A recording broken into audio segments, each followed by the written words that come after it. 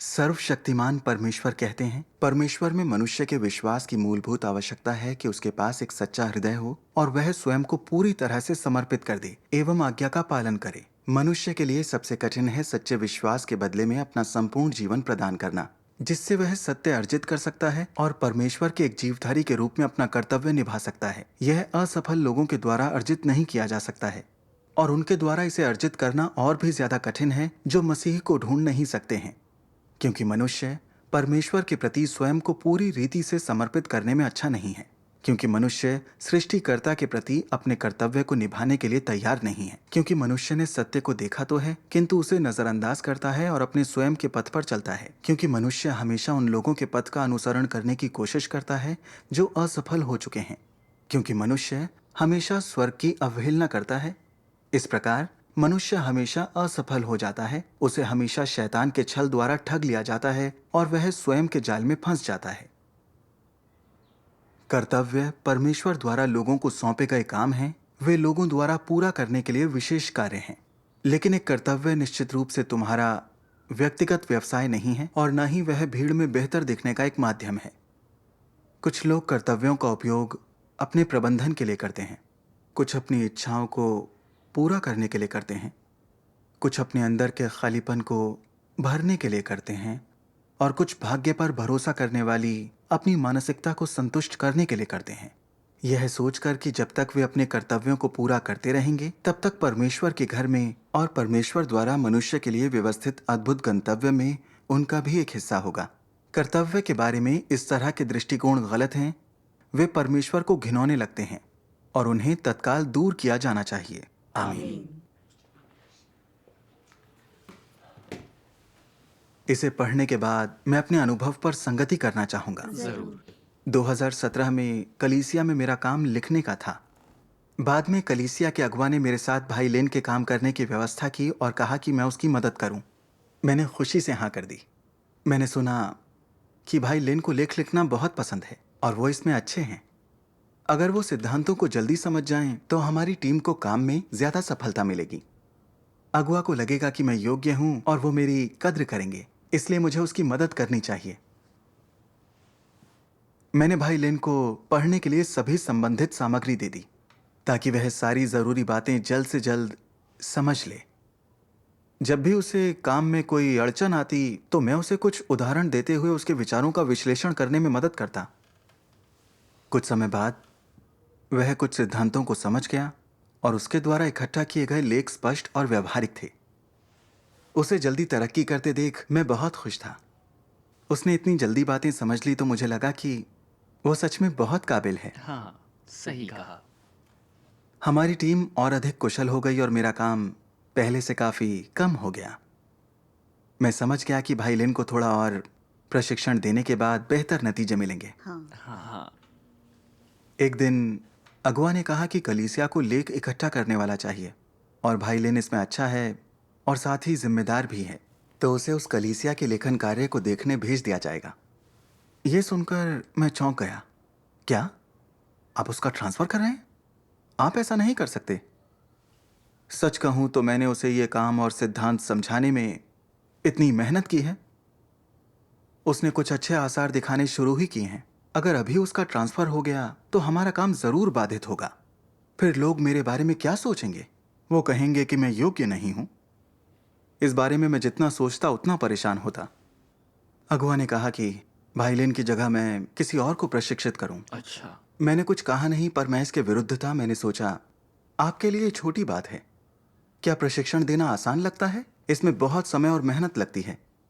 इसके अलावा भाई लेन के जाने के बाद सारी जिम्मेदारी फिर से मुझ पर आ पड़ेगी। वैसे ही इतनी व्यस्तता है, एक आदमी के जाने से हमारे काम को नुकसान होगा। इस बारे में मैं जितना सोचता उतना इसका विरोधी हो जाता। 2 दिन बाद अगुआ ने मुझे भाई लेन का मूल्यांकन देने के लिए कहा। मैंने सोचा, उसकी अच्छी बातों के बजाय उसकी कमजोरियों और भ्रष्टता पर जोर डालूं तो शायद अगुआ उसे कहीं और नहीं भेजेंगे।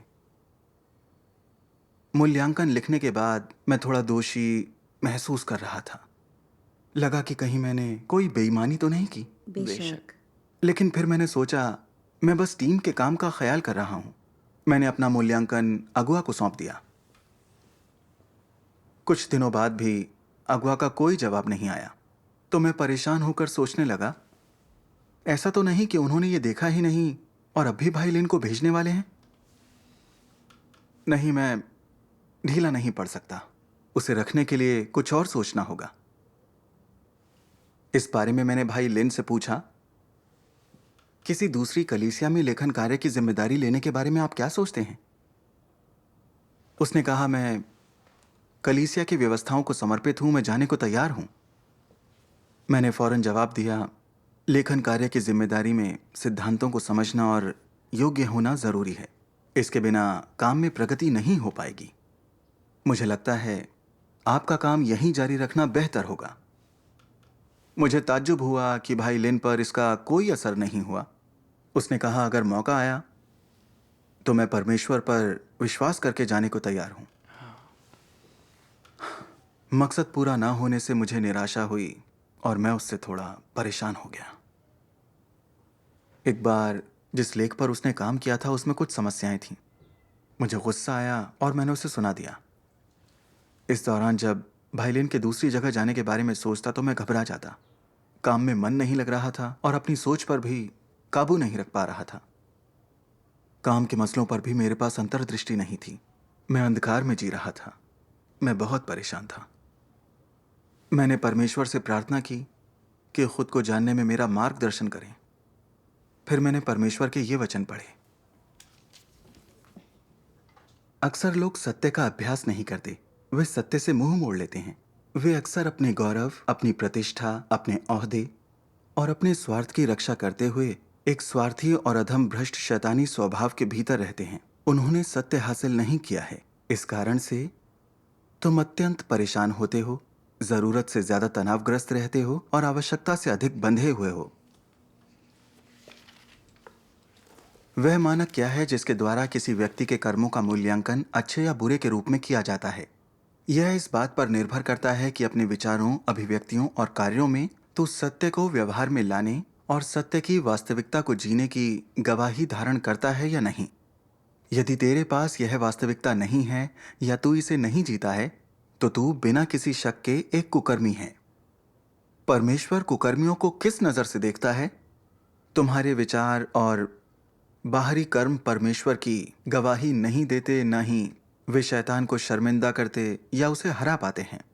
इसके बजाय वे ऐसे निशानों से भरे पड़े हैं जिनसे परमेश्वर शर्मिंदा होता है। तुम परमेश्वर की गवाही नहीं देते हो, न ही तुम उसके लिए अपने आप को खपाते हो। तुम परमेश्वर के प्रति अपनी जिम्मेदारियों को भी पूरा नहीं करते, बल्कि अपने फायदे के लिए काम करते हो। अपने फायदे के लिए का क्या आशय है? शैतान के लिए काम करना। इसलिए अंत में परमेश्वर यही कहेगा, हे कुकर्म करने वालों, मेरे पास से चले जाओ। परमेश्वर की नजरों में तुमने अच्छे कर्म नहीं किए हैं, इसके बजाय तुम्हारा व्यवहार दुष्टों वाला हो गया है। तुम्हें पुरस्कार नहीं दिया जाएगा, परमेश्वर तुम्हें स्मरण नहीं रखेगा। क्या यह पूरी तरह से व्यर्थ नहीं है? आमीन। आमीन। परमेश्वर के वचनों पर विचार करते हुए मैंने जाना कि लोग अच्छा कर रहे हैं या बुरा, इसका निर्णय परमेश्वर इससे नहीं करता कि वे बाहर से खुद को कितना खपाते, कितना सहते या कितनी कीमत चुकाते हैं, बल्कि इससे करता है कि उनके काम परमेश्वर के लिए हैं या उनके स्वयं के लिए, और वे सत्य का अभ्यास करते हैं या नहीं। सच कहा। तब की अवस्था पर विचार कर मैंने पाया कि मेरे भाई लिन को सिद्धांत समझने में मदद करना कलीसिया के काम के लिए नहीं था। मैं बस टीम की दक्षता सुधारना चाहता था ताकि मैं अच्छा दिख सकूं। जब मैंने देखा कि उसे कहीं और भेजा जा रहा है, तो मुझे लगा कि इससे टीम का काम रुकेगा और मेरे नाम और हैसियत को नुकसान होगा। इसलिए मूल्यांकन लिखते समय मैंने जानबूझकर उसकी गलतियां गिनाकर अगुआ को गुमराह करने की कोशिश की। काम को लेकर उसके उत्साह को कम दिखाने के लिए मैंने कुछ नकारात्मक बातें भी की। ये सत्य का अभ्यास करना और कर्तव्य निभाना कैसे हुआ? मैं स्वार्थ के साथ काम कर रहा था और मुझे कलीसिया के काम की नहीं, बस उस काम की चिंता थी जिसके लिए मैं जिम्मेदार था। मुझे मेरी प्रतिष्ठा की परवाह थी। मैं धोखेबाज भी था और मैंने कलीसिया के काम में रुकावट डाली थी। परमेश्वर का विरोध कर उसके घर में बाधा डालने वाला मैं ही था। जब मैंने अपनी खतरनाक अवस्था को देखा, तो मैंने परमेश्वर से प्रार्थना की, हे परमेश्वर, मैं स्वार्थी और घृणित हूं। अपने हित के लिए मैंने परमेश्वर के घर के काम में रुकावट डाली। परमेश्वर, मैं पश्चाताप करना चाहता हूं। आमीन आमीन। फिर मैंने परमेश्वर के वचनों में यह पढ़ा, हमेशा स्वयं के लिए कार्यों को मत कर, हमेशा अपने हितों की मत सोच, और स्वयं की हैसियत, चेहरे या प्रतिष्ठा पर विचार मत कर। लोगों के हितों के प्रति मत सोच, परमेश्वर के घर के हितों पर विचार करना चाहिए और उसे अपनी पहली प्राथमिकता बनाना चाहिए। परमेश्वर की इच्छा के बारे में मननशील होना चाहिए। चिंतन कर कि तू अपने कर्तव्य को पूरा करने में अशुद्ध रहा है या नहीं। तूने वफादार होने में, अपने उत्तरदायित्वों को पूरा करने में अपना सर्वस्व दिया है या नहीं। तूने अपने कर्तव्य और परमेश्वर के घर के कार्य के प्रति पूरे दिल से विचार किया है या नहीं। इस पर विचार करने की आवश्यकता है। इन बातों पर विचार कर और तू आसानी से अपने कर्तव्य को निभा पाएगा। आमीन। मैंने परमेश्वर के वचनों में अभ्यास का पथ पाया। मुझे कर्तव्य में अपने इरादों को सुधारना है, परमेश्वर की जांच को स्वीकारना है, निजी हितों को छोड़कर परमेश्वर के घर के काम की मर्यादा रखनी है। भाई लिन की क्षमता अच्छी थी, समस्या होने पर वो सत्य खोजता था। तो अगर वो दूसरी कलीसिया में काम करेगा तो इससे परमेश्वर के घर को लाभ होगा। इस तरह वो ज्यादा अभ्यास भी पा सकेगा, तो मुझे उसका सहयोग करना चाहिए। हाँ। फिर मैंने अगुआ को ढूंढा और उसे अपने स्वार्थी और धूर्त इरादे बता दिए और उसे भाई लिन का निष्पक्ष मूल्यांकन दे दिया। उसे दूसरी कलीसिया में भेज दिया गया। आखिरकार मुझे भी कुछ शांति का अनुभव हुआ। परमेश्वर का धन्यवाद। सत्य का अभ्यास करने से हमें सुकून मिलता है। सही कहा। हाँ, उस समय मुझे लगा था कि मैं थोड़ा बदल गया हूँ। कभी सोचा नहीं था कि दोबारा वैसी ही परिस्थिति में मेरी स्वार्थी शैतानी प्रकृति फिर सामने आएगी। 2018 में भाई चेन और मैं दोनों टीम लीडर के तौर पर एक साथ काम कर रहे थे। हम एक दूसरे की कमियों को पूरा करते थे। परमेश्वर के मार्गदर्शन से हमारे काम में बेहतर नतीजे मिल रहे थे। परमेश्वर का धन्यवाद। मुझे भाई चेन के साथ काम करना वाकई अच्छा लगता था। एक बार सभा के बाद अगुआ ने मुझसे कहा, दूसरी टीम को मदद की जरूरत है, शायद भाई चेन को वहां भेजा जाए। मुझे लगा कि भाई चेन की क्षमता अच्छी थी, वो सत्य समझता था, अपने कर्तव्य के प्रति जिम्मेदार था, इसलिए वो हमारी टीम का काम आगे बढ़ाने में बहुत मददगार था। अगर वो चला गया तो हमारा काम प्रभावित होगा। फिर अगुआ मेरे बारे में क्या सोचेंगे? क्या वो सोचेंगे कि मैं अपने काम में नाकारा हूं? मैं उन्हें जाने नहीं देना चाहता था, लेकिन कलीसिया के काम को देखते हुए मुझे सहमत होना पड़ा। मुझे बड़ी हैरानी हुई जब अगुआ ने मुझे बताया कि वो चाहते थे कि कलीसिया के जरूरी काम के लिए बहन लू और एक अन्य सदस्य मदद के लिए जाएं। ये सुनकर मेरा कलेजा मुंह को आ गया। आप बहन लू को ले जा रहे हैं? पहले भाई चेन को हटा दिया, अब बहन लू भी जा रही हैं? हमारी टीम के 2 मुख्य लोग चले जाएंगे, तो इससे हमारे काम पर जरूर असर पड़ेगा। हाँ, बिल्कुल नहीं, आप बहन लू को नहीं ले जा सकते। लेकिन फिर मुझे ख्याल आया, अगर मैंने सीधे नकार दिया तो क्या वो मुझे स्वार्थी नहीं कहेंगे? फिर मैंने एक दूसरी बहन का नाम सुझाया जो उतनी काबिल नहीं थी। सोच विचार करने के बाद भी अगुआ को लगा कि बहन लू ही बेहतर रहेंगी, और उन्होंने मुझसे बहन के साथ कर्तव्य के इस बदलाव के बारे में संगति करने को कहा। मैंने हाँ तो कर दी, पर दिल से मैं इसके खिलाफ था। फिर मैंने दूसरे भाई से अगुआ की शिकायत की कि उन्हें मेरी परेशानियों की कोई परवाह नहीं थी। अचानक 2 लोगों का ट्रांसफर, टीम लीडर के तौर पर कैसे काम करूं? मैं बोलता ही जा रहा था कि अचानक एहसास हुआ मैं कितना ज्यादा गलत हूं। शिकायतें सुनाकर क्या मैं भाई को अपने पक्ष में नहीं कर रहा हूं? हाँ। परमेश्वर के लिए ये अपमानजनक है। सही कहा। इस बारे में मैं जितना सोचता उतना ही बुरा लगता। खुद पर विचार करने के लिए मैं परमेश्वर से प्रार्थना करने गया। प्रार्थना करने के बाद मैंने सोचा, जब भी मेरे दायरे में आने वाले किसी व्यक्ति को दूसरी जगह भेजा जाता है तो पूरी कोशिश करके क्यों उसे रोकना चाहता हूं। इस तरह के आचरण के पीछे असली प्रकृति क्या है? मैंने परमेश्वर के इन वचनों को पढ़ा। कर्तव्य परमेश्वर द्वारा लोगों को सौंपे गए काम हैं। वे लोगों द्वारा पूरा करने के लिए विशेष कार्य हैं, लेकिन एक कर्तव्य तुम्हारा निजी व्यवसाय नहीं है, और न ही वह भीड़ में बेहतर दिखने का एक माध्यम है। कुछ लोग कर्तव्यों का उपयोग अपने प्रबंधन के लिए करते हैं, कुछ अपनी इच्छाओं को पूरा करने के लिए करते हैं। कर्तव्य के बारे में इस तरह के दृष्टिकोण गलत हैं। वे परमेश्वर को घिनौने लगते हैं और उन्हें तत्काल दूर किया जाना चाहिए। आज के कार्य के संदर्भ में लोग अभी भी उसी प्रकार की चीजों को करेंगे जैसे कि मंदिर परमेश्वर से बड़ा है। उदाहरण के लिए लोग अपने कर्तव्यों के निर्वहन को अपनी नौकरी के रूप में देखते हैं। वे परमेश्वर के लिए गवाही देने, बड़े लाल अजगर से युद्ध करने को मानवाधिकारों के बचाव में एक राजनीतिक आंदोलन के रूप में देखते हैं। वे अपने कर्तव्य को जीवन वृत्तियों के लिए अपने कौशलों का उपयोग करने की ओर मोड़ देते हैं, बल्कि वे परमेश्वर का भय मानने और बुराई से दूर रहने को और कुछ नहीं बल्कि धार्मिक सिद्धांत के पालन के एक अंश के रूप में लेते हैं इत्यादि। क्या मनुष्यों की ये अभिव्यक्तियां आवश्यक रूप से वैसी ही नहीं हैं जैसे कि मंदिर परमेश्वर से बढ़कर है? सिवाय इसके कि 2000 वर्ष पहले लोग भौतिक मंदिर में अपने व्यक्तिगत व्यवसाय को कर रहे थे, बल्कि आज लोग अमूर्त मंदिरों में अपने व्यक्तिगत व्यवसाय करते हैं। जो लोग नियमों को बहुमूल्य समझते हैं वो नियमों को परमेश्वर से बढ़कर देखते हैं। जो लोग हैसियत से प्रेम करते हैं वो हैसियत को परमेश्वर से बढ़कर मानते हैं। जो लोग अपनी जीवन वृत्ति से प्रेम करते हैं वे जीवन वृत्ति को परमेश्वर से बढ़कर मानते हैं इत्यादि। उनकी सभी अभिव्यक्तियां मुझे यह कहने की ओर ले जाती हैं, लोग अपने वचनों से परमेश्वर की सबसे बड़े के रूप में स्तुति करते हैं, किंतु उनकी नजरों में हर चीज परमेश्वर से बढ़कर है।